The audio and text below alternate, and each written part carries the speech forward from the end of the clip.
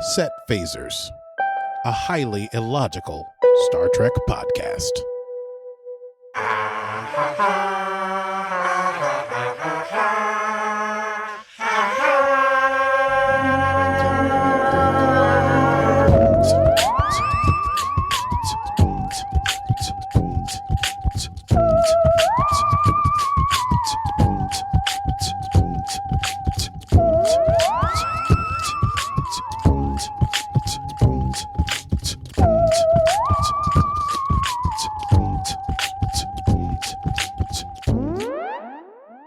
Well, hello, Archie. Well, hello, Stevie. How goes it?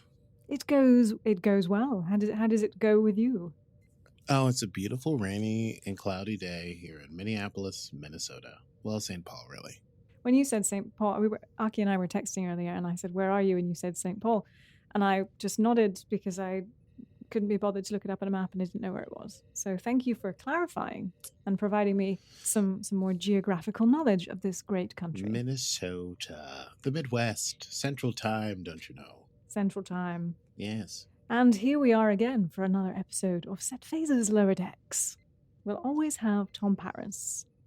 We'll always have Tom Paris. Today's star date is Stardate 323827.4.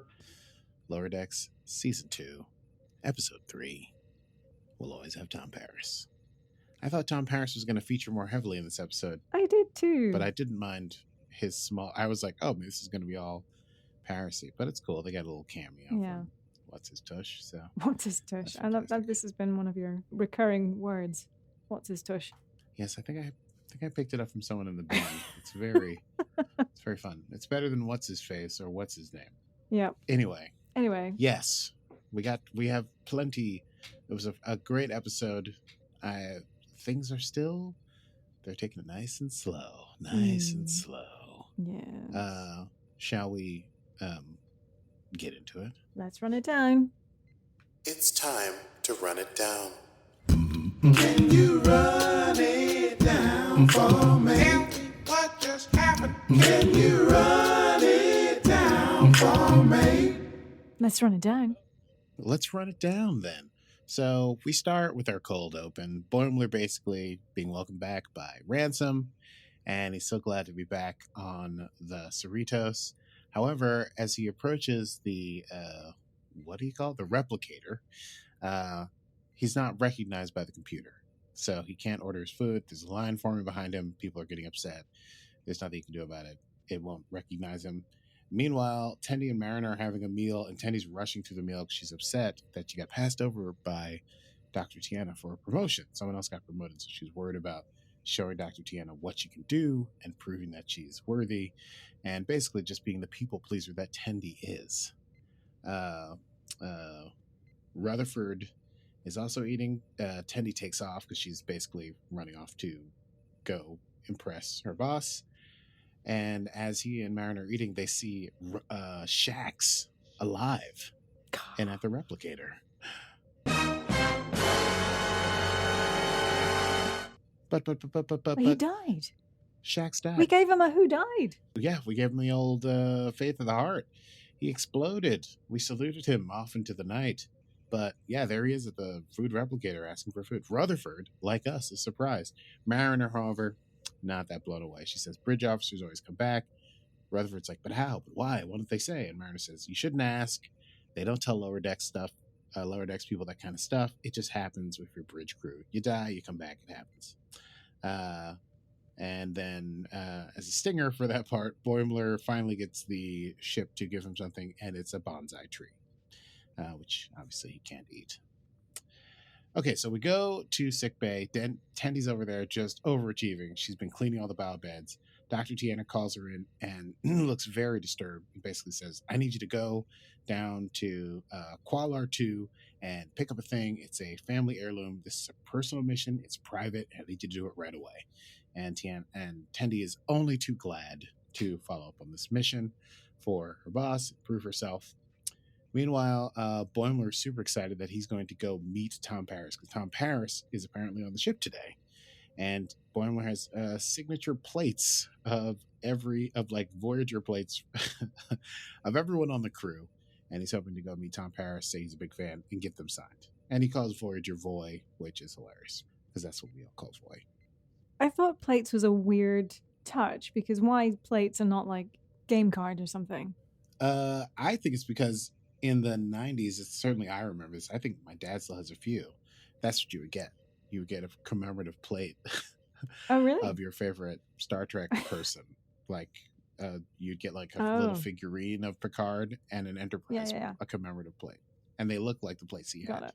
It's too small to eat, like salad-sized plates, very highly decorated, and a picture of the person in the middle. Just truly ridiculous. It was the 90s. We bought things. Such an odd concept, isn't it, though? Yeah, let me get a plate. But I mean, we still buy things. We buy T-shirts of things. It's true. But I feel like a T-shirt is completely reasonable. Even a mug, wink, is a great addition to add if you're a fan of something.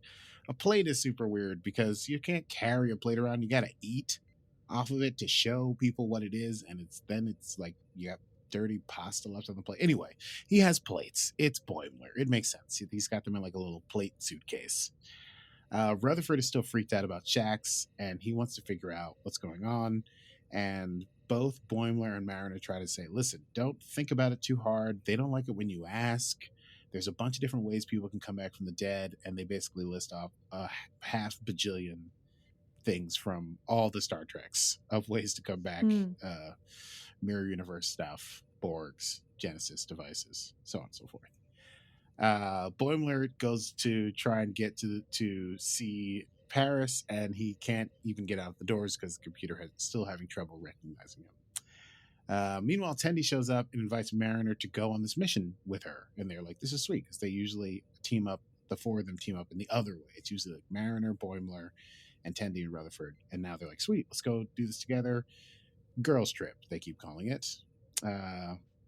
Boimler is meanwhile almost gotten to Paris, but he can't get through these last doors to get into, I think, the turbolift to get to the bridge. Jet shows up and he offers to help, but Boimler does not accept, so Jet goes through without Boimler, and Boimler decides to jump into some Jeffries tubes and climb his way to the bridge. He'll show the ship, and I'm sure that's going to work out great. Mariner and Tendi, they arrive on Qualar 2. They basically, Mariner does what Mariner does. They like get there and they have a simple thing to do. And Mariner's like, you know what we should do before we do that? We should party here on Qualar. They have great stuff. I think she talks about like smoothies or something.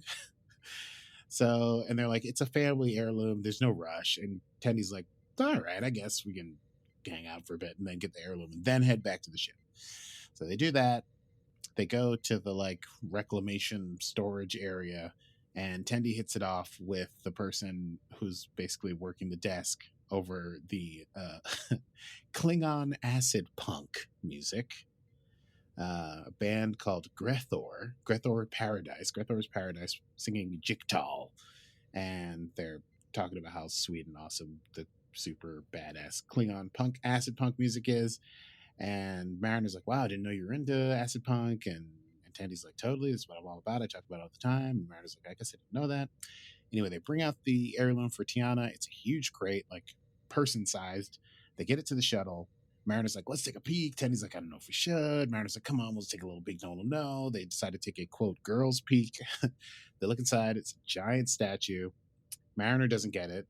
And Tendi goes, oh, no, this is a Cation libido post. It seems very similar to the Kalesh fornication helmet. Same joke construction. We're just going through with all types of sex objects for all different the species. Sex objects, which also it's very Star Trek. There was like, oh, Ponfar, he's got the Klingon hormone thing is happening. Yes. So this is what's happening to Dr. Tiana. Yeah, she's having Ponfar for occasions, which apparently happens once a year, and they need to be intimate once a year. Otherwise, their hormones make them crazy, like cats get. And so Mariner and Tendi start joking around. It's super funny, but then they're like, oh God, I can't believe we're touching it. They name it Jeremy. They try to put it back in the crate. They drop it and they snap the head off, and Tendi screams.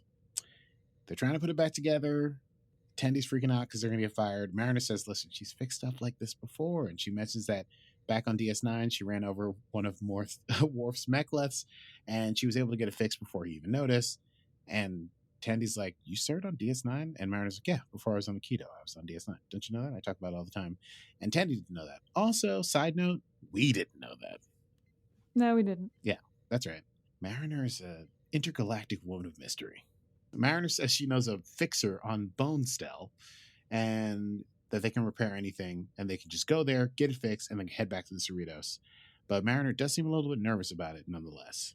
Meanwhile, Rutherford runs into Shax in engineering, and he tries to approach him and ask about how he's back alive. Before he can do that, he starts, and Shax is like, "Oh, Tom, what's your question, Ensign?"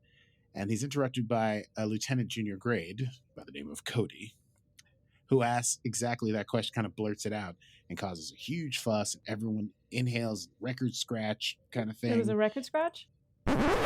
Precisely. Shax has given an answer, and he's reprimanded, and he gets no answer, and then Rutherford slinks away. Meanwhile, on Bonestel, they've got the thing to Mariner's fixer, and he's like, I can do it. All it requires 50 strips of latinum. And they're like, how are we going to get 50 strips of latinum? And this is the thing that you sent me earlier that I knew the answer to, but was too tired to respond. Because I watched too much Star Trek. I was like, it's called Domjet, but I Googled it. It's Domjot. And so they try to gamble at Domjot with some Nausicaans in order to sort of make up this money. And it's kind of going well. Mariner tries to get Tendi to use her Orion wiles, and Tendi's not into it. But anyway, Tendi manages to take a shot. Mariner has to save her from getting stabbed in the back by a Nausicaan because Nausicaans. Tendi makes the shot. They win. The Nausicaan is upset and crushes the head of the libido post altogether. And Mariner and Tendi grab all the stuff and run. Boimler, meanwhile, is still stuck in the guts of the Cerritos, and he's trying to get his commemorative plate to Tom Paris. He's in the sort of in the fuselage, I guess, or whatever. And he's crawling through, and he's like, there's no reason anyone would fire up the ship. Of course, Tom Paris, ace pilot and bad boy, shows up on the ship, and he's like, hey, I want to fly the Cerritos. I heard these things can really purr. And he fires it up and nearly kills Boimler and heats the plate up, and Boimler gets singed and burned and covered in oil. Tendi speaks to Tiana, Dr. Tiana, through the screen thing. I forget what it's called. The screen thing? The what's it's called? The viewfinder? No. All I can remember is I'm saying on screen. The view screen? What is it called? Let's say view screen. They speak through the view screen on a subspace channel, right? Yeah. And she basically, it's a view screen, subspace channel. Tendi says it's fine. They'll be right on their way. Then they start freaking out, and Mariner's like, listen, everyone makes mistakes. And Tendi's like, I can't make mistakes because I'm an Orion, and everyone thinks that we're thieves and liars. And she goes, speaking of which, I have a cousin who lives in a thieves' den right nearby here. Maybe I can get him to fix it. And so they cover Mariner in green paint, and they head to this thieves' den. Meanwhile, Boimler still crawling through the fuselage. Rutherford is working on things, but he's starting to spiral about Shax, and he's got to find out how Shax is still alive. So he runs off to find the truth. Tendi and Mariner arrive in the thieves' den. Mariner covered in green paint. They go to meet Tendi's cousin, Da'ani. Mariner thinks he's hot. Tendi steps up and acts super Orion-esque and not like Tendi at all. She punches her cousin in the gut, and she's fix his post while he's kissing her feet. And he calls her the mistress of the winter constellations. And Tendi's it's the name I left behind long ago. Mariner's body paint smears off, and it's discovered by Da'ani, but then Tendi kicks him and tells him to get back to work. And Tendi is called Devana. Mariner doesn't know that that's actually Tendi's first name. I don't think I remembered either, but I'm guessing in the first episode she said I'm Ensign Devana Tendi, right? We were introduced to Devana Tendi. Yeah, but I don't think we've heard it very often. I honestly... So when she said it, I was like, oh, yeah, I do remember that. I barely remember Beckett Mariner, but I remembered it, yeah. I did remember it, but I couldn't have picked it out of a multi-question answer. Like a multi-question thing. Multi-answer question? I think the only person's name... A multi-answer question. The only person whose first name I really remember is Bradford. Multiple choice. Yeah. Multiple choice. Multiple choice. I don't know why. We're having trouble today. No, Bradford. It's a multi-answer question test. Yeah. We're going to take this multi-answer question test. Hope you don't mind. from What's His Chops? From What's His Tush? Chops? Tush. What's His sorry. Chops is a good one too. I That is like a that good too. one. Maybe that'll be my new thing. What's His Chops? Hey, what's his chops over there? So, like we used to say in Brooklyn all the time, what's his chops? They have a small argument about it, and they sort of discover that they don't really know a lot about each other, and that they think they're friends, but it's because of their friend group that they think they're friends. They're really just coworkers. Mariner is discovered to wearing, quote, false green, and they are pursued by a mob of Orions through the thieves' den. They covered the lifts, and so they have to climb out up the elevator shaft cables, and that's how they're going to have to do that. Meanwhile, Boimler, likewise, is still climbing. He climbs and basically gets locked in one little area of a Jeffries tube, and he's there with fumes, and he starts to hallucinate, and the Paris plate talks to him and gives him a pep talk, and so he opens up an EPS conduit and starts trying to plot his way out. He's getting like more and more harried and strange looking as he's getting covered in more and more filth and oil and fumes, and his shirt's getting ripped and everything. Tendi and Mariner try to climb out of the thieves' den. The Orions cut the elevator cables. The libido post breaks, so each of them only has half of it. Mariner starts to fall, but Tendi catches her, but she can't pull up Mariner and the post. Mariner says, take the post and go before it's too late. But Tendi won't leave her, so she drops the posts on the Orions, and they manage to get to the shuttle and fly off. Rutherford finally corners Shax in a turbolift. Shax calls him Baby Bear. He knows it's wrong to ask, but Rutherford has to know. He feels like guilty about Shax's death because, if you may recall from the season finale of season 1, Shax sacrificed himself to save Rutherford's life once Badgey made that ship explode. What a weird sentence I just said. And then he's like, it will help him feel better if he knows how Shax comes back. Shax is like, it's not your fault. And he's just trying to spare him the, quote, dark truths about scientific depravities. But Rutherford is unfazed and he still wants to know. And so Shax begins telling him, and Rutherford immediately appears haunted as he begins hearing about the Black Mountain, where you fight 3 versions of your father, and the last one makes you eat your own heart, so on and so forth. Boimler still trapped in the Jeffries tube. He tries to do a personal log. It won't be registered by the computer. He smashes his commemorative plate into the EPS conduit, causes everything to short out. He falls on the bridge and is promptly attacked and beaten within an inch of his life by Paris, who's still a lieutenant, by the way. But I guess that works for the timeline because it's right after. Right. If they're saying it's right after insurrection, then Voyager would have recently gotten back. Yeah, Paris still a lieutenant. I just thought maybe he'd be a lieutenant commander by then. Tendi and Mariner reconcile on the ship home. Mariner admits that she wasn't opening up because she tends to make friends that then get promoted and leave, like Boimler just did. And Tendi's so worried about making other people happy that she doesn't tell them very much about herself. And then Mariner's like, we used to be coworkers, but now we're friends. And Tendi's like, I guess I'll just admit that I broke the post. And Mariner's like, hell no, it's a terrible plan.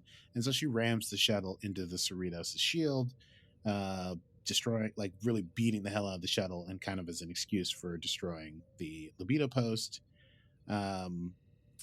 Mariner tells Ransom that a bee got into the shuttle, and that's why she drove erratically directly into the ship. She takes the heat for breaking the post. Dr. Tiana doesn't care. She dumps out the remaining, like, sort of kindling from the post and says she just needed the box. And like every true cat, she goes and finds a quiet place and gets in the box and has a great time. And this ends once again. This is maybe the second time out of 3 episodes that the show ends with Mariner in the brig and everyone hanging out with her on the other side of the force field. Boimler's going to get drinks with Paris, but he probably has a concussion. When they ask about Shax, Rutherford denies knowing anything, but he definitely seems very messed up about what he heard. And Tendi is playing some Klingon acid punk for Mariner. I think they end on one that is about a Klingon that eats his own ham. Yes. Yeah. Good times. And Mariner is doing graffiti on the wall, yeah. Of course, because she basically lives in the brig. Mariner stressed me out so much in this episode. She is basically like the friend that I would avoid at school because I would always get in trouble with her. And like that episode just caused me no end of, oh fuck, oh shit, we're in trouble. Yeah. It was too much for my little brain. I know. But that is Mariner. It's fun to watch her get into trouble. Yeah. She is a chaotic, good person. Yeah. But there was that part of me that was so much like I identify so much with Tendi. Oh, I get it. Yeah. Although Tendi is the one that suggested they go to an Orion thieves' den with Mariner painted green and attempt to get her cousin to fix the post so they could go. Anyway, it was a whole ridiculous thing. And she said, just talk like a pirate. Just talk like a pirate. Oh my God. She talked like a pirate. That was good. There's a whole thing about Orion pheromones and allergies and stuff, which is very silly. Yeah. But that there endeth episode 3 of season 2 of Lower Decks. We'll always have Tom Paris. Yeah. So before we get into our big segment, any quotable moments? Quotable moments. Voila. Do you know, I didn't find any that were that good for me. Yeah, I sort of agreed. This was not a super quotable episode. It was a fun romp. Yeah. The one quote that I wrote that I enjoyed was Boimler stuck in the Jeffries tube, and he says, "Personal log, I'm trapped because of a computer glitch, or perhaps it is I who is the glitch." I love anything where somebody gets philosophical about computers. Oh, computer, show me the pain that I could not see. This is going to go into my sad computer song that I'm definitely going to write from a collection of Star Trek concepts. Anything stand out? For quotable moments? No, not really. I think I did enjoy it just when they went through the scenarios for the return of Shax. Oh my God. I wrote those down because I was like, I'm going to go back and write all those out. There were so many. But I put them under Easter eggs, but we can do it now because it's difficult. Let's go to our Easter eggs. Hello, ladies and gentlemen. My name is Aki Maurice, and you're at the Easter egg corner. We go now once again to Stevie Man. Stevie, how you doing? Well, hello there, Aki. It's great to be with you. As always. I'm here on the Easter egg deck of the Star Trek Lower Decks episode 3, and we have quite a few Easter eggs for you. So I thought I could run through a couple just now. So it was full. There were many, many Easter eggs. So you noticed earlier that we went to Quaylor 2. Yes. Do you remember which Quaylor episodes? 1. Oh, it was Quaylor 2. No, it was Quaylor 2. I thought you were going to ask me, do you remember Quaylor 1? Quaylor 1. I'm sorry, what's your question? My question was, do you remember which, and we watched them together, which TNG episodes we first saw Quaylor 2? Yes. Oh, wait. Am I thinking of a TNG episode? Or I'm thinking of Enterprise. It's a two-parter. Two-parter, TNG. Because when they said Quaylor, I was like, I know that name. And of course, they went there to play Dom Job. So it had to be some sort of like casino planet. TNG episode? I can't remember which TNG episode. Unification. They go to Quaylor. Yes, of course. Yep. Oh my God. There you go. Yeah. Throwback. So that was, I think, this whole episode obviously was like littered in Easter eggs. As I think don't get me wrong, there have been Easter eggs since Lower Decks. This is the purpose of the thing, but it's just, it's so littered with them now. It's like tough to pick out my favorites. But definitely, I think Quaylor 2, I think, is like the sort of deep cut, if you remember the planet names and things like that. And then but I think my favorite was really when they were, going through like the Shax's rebirth or return from the dead situation. How he could have come back, right? Yeah. So I think like someone said, oh, it's the transporter buffer thing. So if you remember when Scotty came back in TNG in that episode Relics. Yes. That was a good one. And then obviously the Borg rebuilt him. I think that was another one. And then someone suggested that he could be the future son of an alternate timeline, which would refer to DS9. Of course. I thought you'd like that one, where Jake saves his father. And then someone said maybe Genesis device referencing the Wrath of Khan and Search for Spock. And then someone said about this morning. Which we talked about this morning. And then the other one was Nexus Time Ribbon, which you would remember from Generations. Generations. So yeah, that was pretty much my favorite Easter egg. Yes, I thought that was great. They were just like, here are all the ways that bridge officers in TNG, where you're like, someone's dead. And you're like, or are they? The way there's the millions of times someone's come back from the dead. I think who was let's see. So if we were to think about like the TOS cast that were brought back, so Scotty came back essentially from a transporter malfunction. Kirk was also stuck in the Nexus time ribbon. In the Nexus. Bones appeared as an old man, so he didn't come back from the dead. No, he appeared as an old man in the pilot of TNG. Yeah. Spock obviously came back. They never killed. Did he? They did. He came back, but they didn't. Oh, in the movies, yes.